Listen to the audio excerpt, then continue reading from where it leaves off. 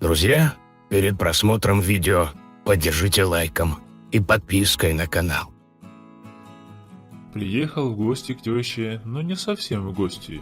В гости без нужды к ней не приедешь. То есть она не отказывает в приюте и даже рада, что зять приехал. Да вот только работы в своем доме делать не переделать. Даже если сама не попросит, все равно что-то доделать будешь. Работника приютит, накормит и напоит, в баньке хорошо попарит. Все как в сказке, только делай не ленись. Единственное, что напрягает, так это отсутствие внебрачных связей. В этом медвежьем углу все невесты давно уже и забыли, как это невеститься. Самая молодая из них – это моя теща, старше меня на 20 лет. Хоть и не заплыла жиром, но все равно уже не та, что в молодости. А так, еще бодрячком женщина, бегает, хлопочет по хозяйству и глазки горят при виде зятя. А куда денешься, если мужа она похоронила? Так что мужики нынче в дефиците, во всей округе не найти не то что холостого, даже вдовца. Вдов полно, а вот с мужиками напряженка. Работа не волк, но если ничего не делать, то и она не убавляется. И хоть отпуск у зятя, и хоть жена спровадила на помощь маме, а все равно надо делать. Вот и делал все прямо до вечера, да и спишь лучше, когда устанешь. Поработал, помылся, покушал и спать. Как водится, теща зятьку наливает понемногу, а потом и еще немного. Так что к окончанию ужина зятек уже в хорошем настроении. Посидит на крылечке, поковыряет в зубах, перекур и в постель спать. Вот и сегодня тещенька покормила, напоила и повела спать. В смысле, пошла стелить. Зять как раз зашел в комнату, а теща перегнулась через кровать. Простыню поправляет. Не достает до края, вот и перегнулась. Голодный паёк и выпитое затмили разум.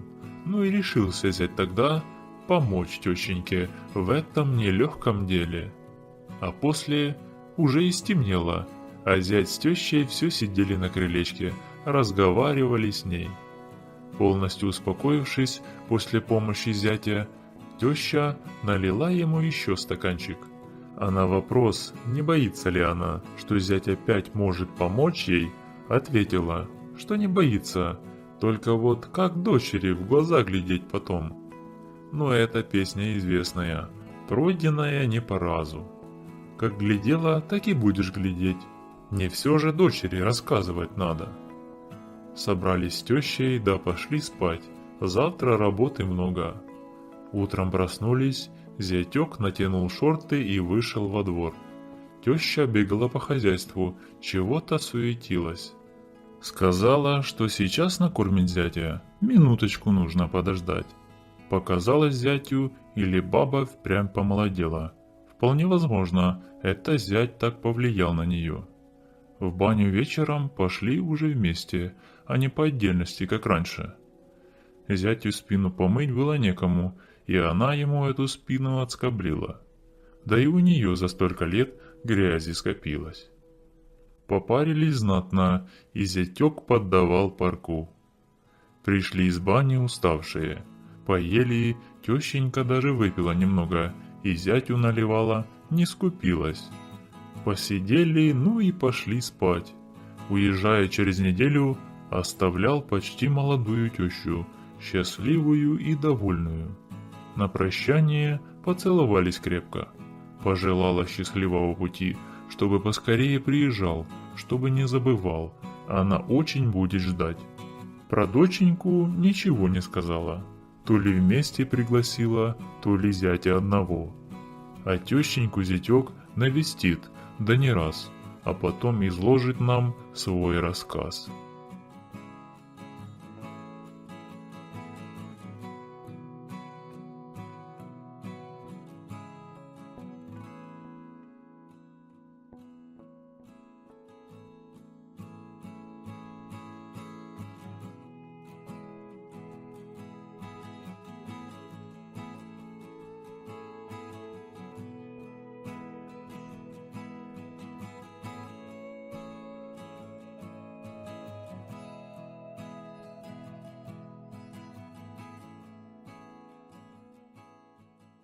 Alright, everyone's presentations are done. Nick, the manager, said as he tried to move the discussion forward. Excuse me, I haven't. I recently found out something. Nick interrupted me and began to speak. There's apparently someone in this department who didn't graduate high school and is just a part-timer. Meetings should be for employees only. Absolutely right. His lackey, Mike, of course, agreed with Nick. I'm leaving. After leaving the meeting room, I started to shut down my computer. I noticed that an email had arrived, not in my personal inbox, but in the company's shared email. Thinking, there's no point in speaking up, no one will listen, I went home quietly. The next day, I heard a commotion from Nick's desk. He was staring at his computer screen, his face pale. Nick! Is something wrong? Mike looked at the screen with him. And he turned even paler than Nick. Why is he so angry? Knowing the reason for Mike's distress, I thought to myself, serves them right. My name is Adam. My mother passed away when I was in the 9th grade, and I was raised by my father. Well, you could hardly call it being raised.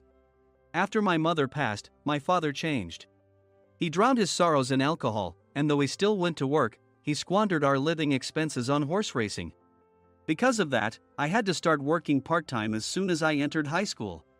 Every month, I went to the convenience store with bills in hand that couldn't be auto-deducted from my father's account. Even though I endured it because I didn't want to be alone, I reached my limit in my 2nd year of high school and dropped out. I found a live-in job at a distant inn.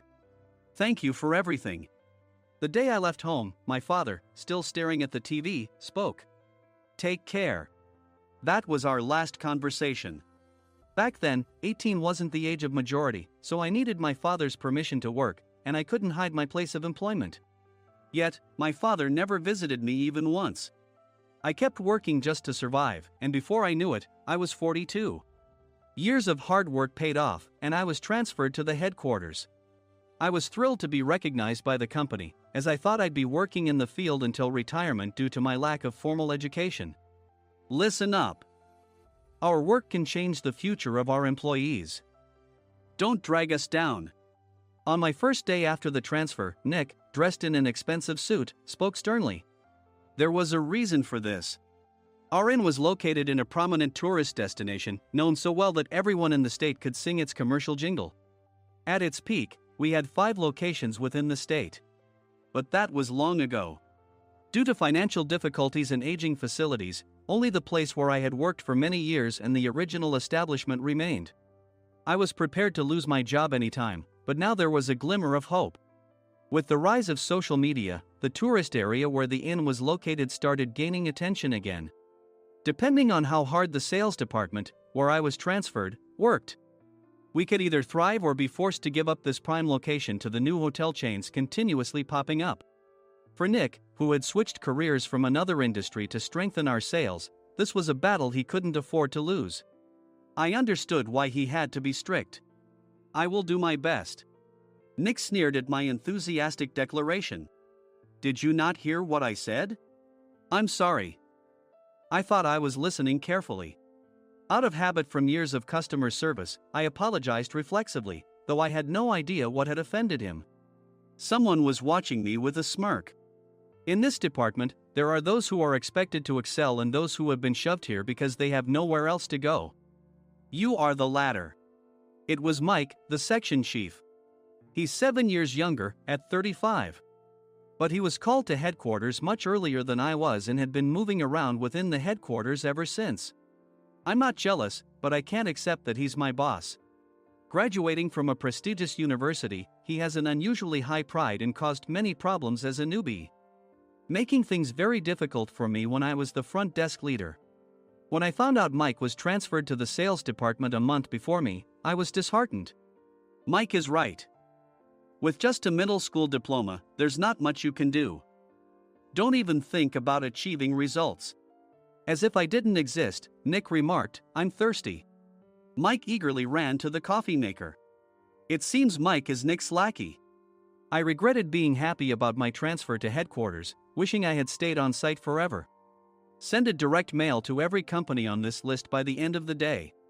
Nick only assigned me tasks that even a new graduate could handle. What? There are over 1,000 companies. You want me to send to all of them by today? Yes, if you and your fellow misfits split the work, even those with nowhere else to go should finish by today. I glanced at the employees typing away expressionlessly. They were worn out from customer service, only thinking about leaving on time, or were women reassigned after having children. With zero motivation for work. Even Sam, a new graduate from the same university as Mike, who was supposed to be among the expected achievers, had no enthusiasm for the job. Having joined the company wanting to do customer service.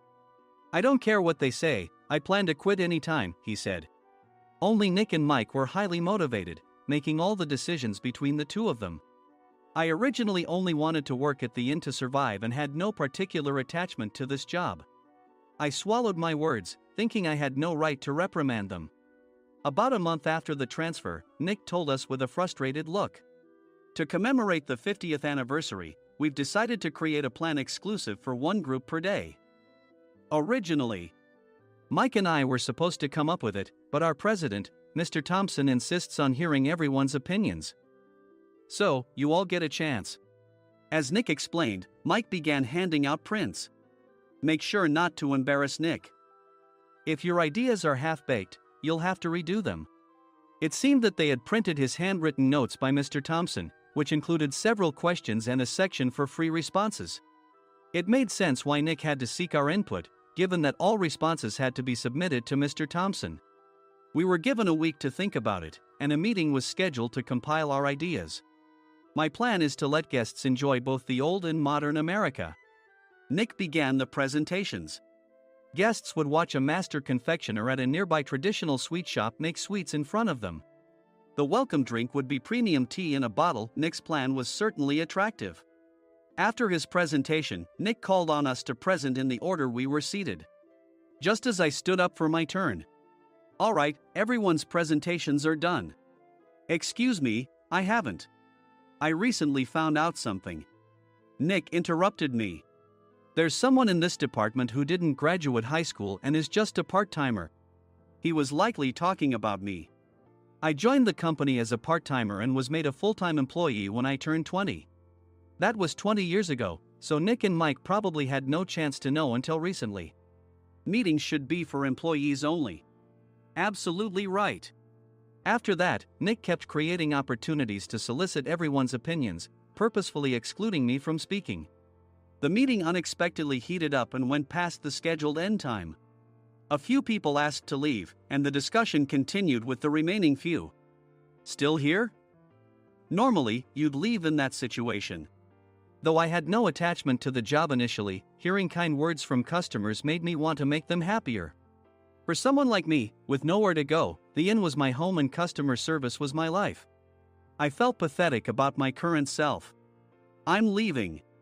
I left the conference room and started shutting down my computer.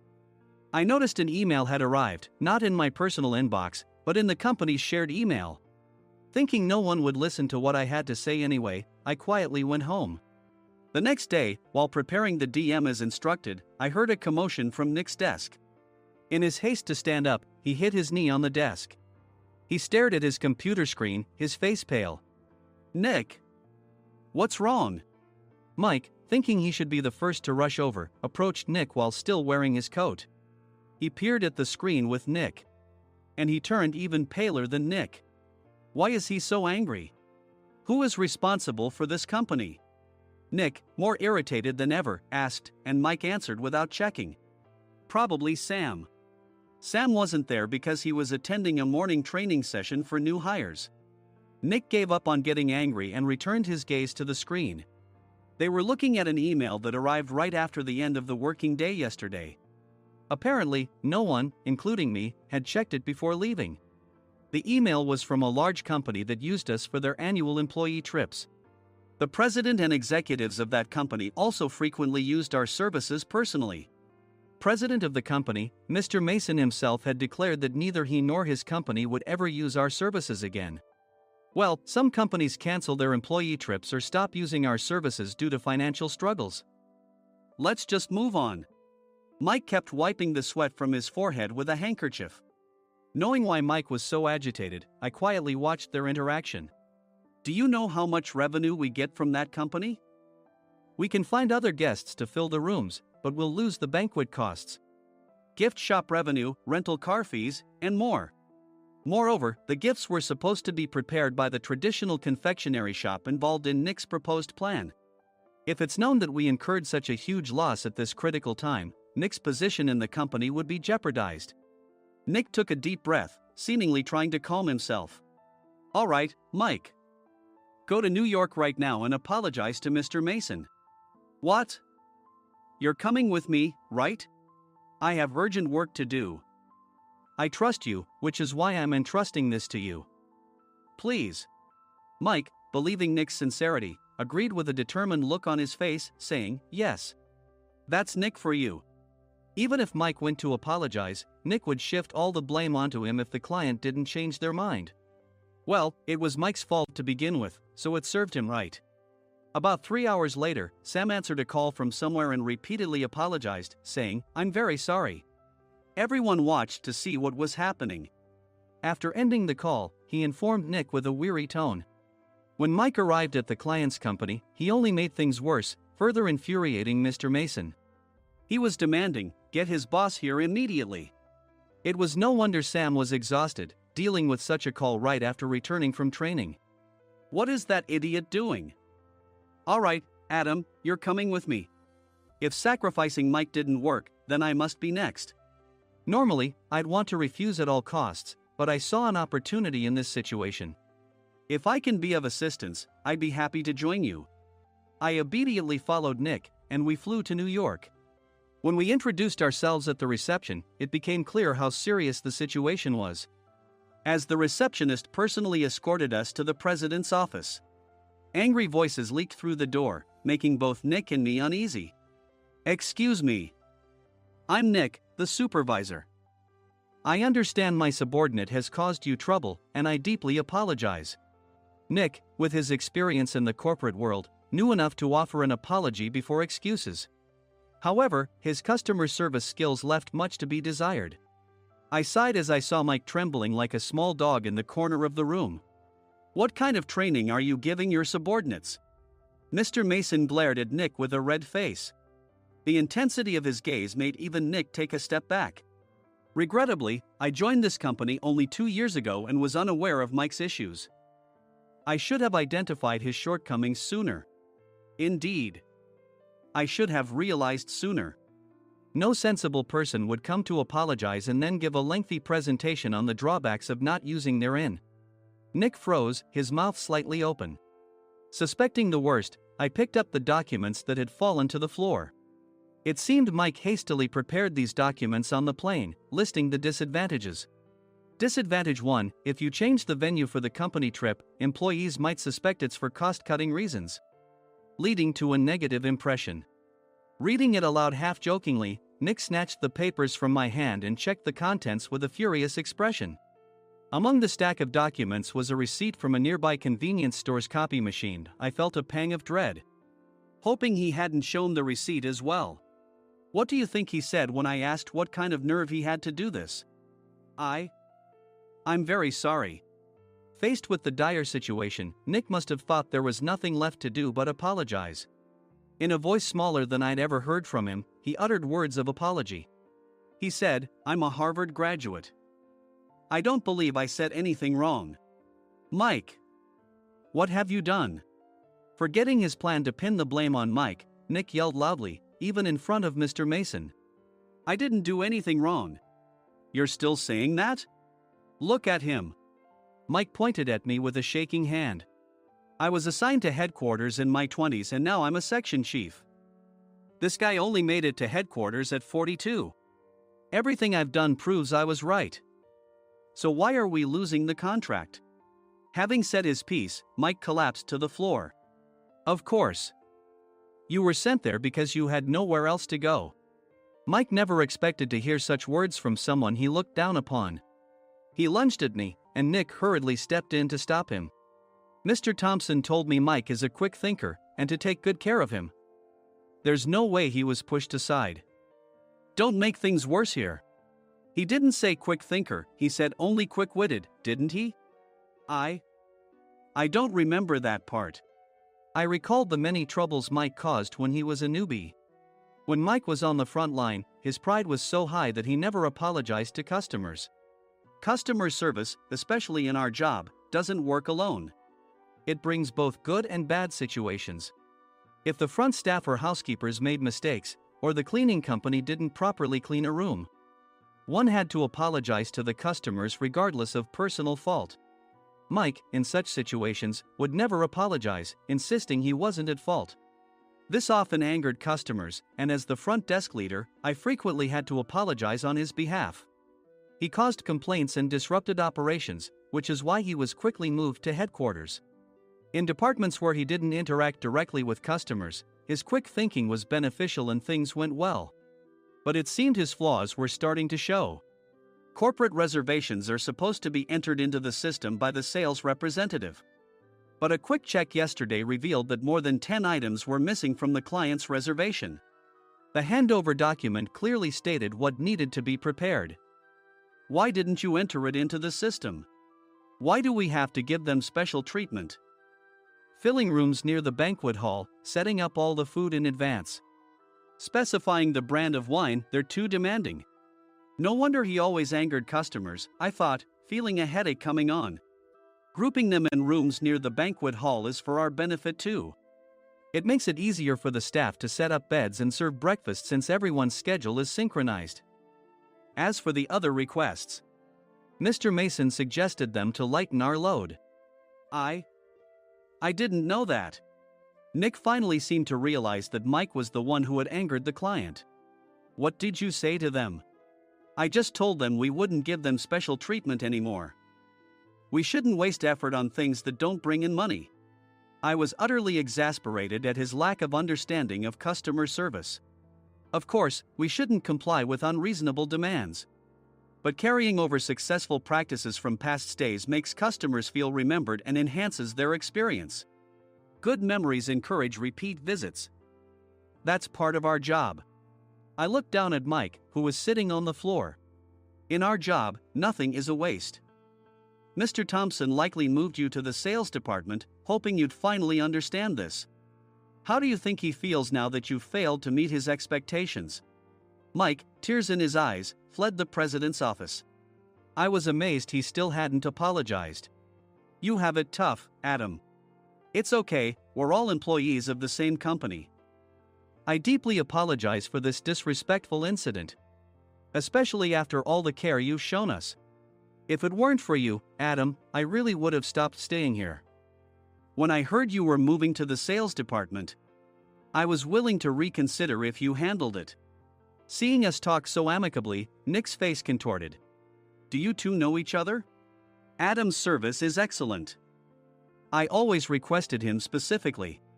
Normally, we don't accept specific staff requests, but we made an exception for Mr. Mason, adjusting my shifts accordingly. He had personally stayed at our hotel just before my transfer, and during casual conversation, I mentioned, I'm moving to the sales department soon. If I hadn't told him then, things could have been much worse. Please continue to take care of us. I look forward to it. On the return flight, Nick awkwardly offered me a can of beer. It's still working hours. Of course, I had no intention of forgiving him for a single beer. Nick might try to pin everything on Mike and avoid any consequences. While pondering this, a startling fact came to light. Nick, the tea bottles for the plan have arrived. I handed Nick a bottle labeled with our inn's name. They look good. What are you talking about? These are plastic bottles. I had assumed we would use the trendy, high-end bottling tea. But what arrived were ordinary plastic bottles of tea with customized labels. The only unique aspect was the label, which had the inn's name, making it look customized. Upon further investigation, I discovered that a substantial amount of money was set to be paid to the tea company. It was priced like bottling tea. Does this plastic bottle really cost $100 each? The tea inside is specially blended for us. The extra cost is for that. Wouldn't it be better to use another tea company? Or is there a specific reason we must use this one? As Nick continued to make excuses, I showed him a printed email. I informed the tea company's president, Mr. Mitchell, that we discovered irregular payments and he confessed. He said you two were high school classmates and planned to split the extra money. That idiot. Why did he confess? That's not important. You should worry about yourself, this could turn into a police matter. Opening the bottle cap, I suggested.